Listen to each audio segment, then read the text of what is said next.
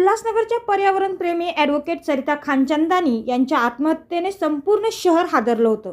खानचंदानी यांनी आत्महत्या करण्यापूर्वी सुसाईड नोट आपल्या डायरीत लिहून ठेवली होती. अखेर त्यांच्या डायरीत लिहिलेल्या सुसाईड नोट व पती पुरुषोत्तम यांच्या फिर्यादीवरून 5 जणांविरुद्ध विठ्ठलवाडी पोलिसांनी गुन्हा दाखल केला आहे.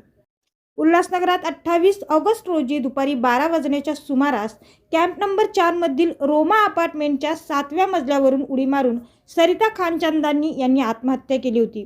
सरिता यांनी आत्महत्या करण्यापूर्वी त्यांच्या डायरीत सुसाईड नोट लिहून ठेवली होती.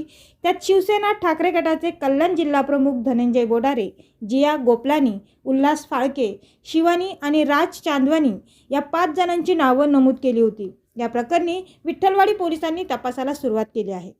सरिता यांनी आपल्या सामाजिक कार्यातून पर्यावरण संवर्धनासाठी सातत्याने लढा दिला होता.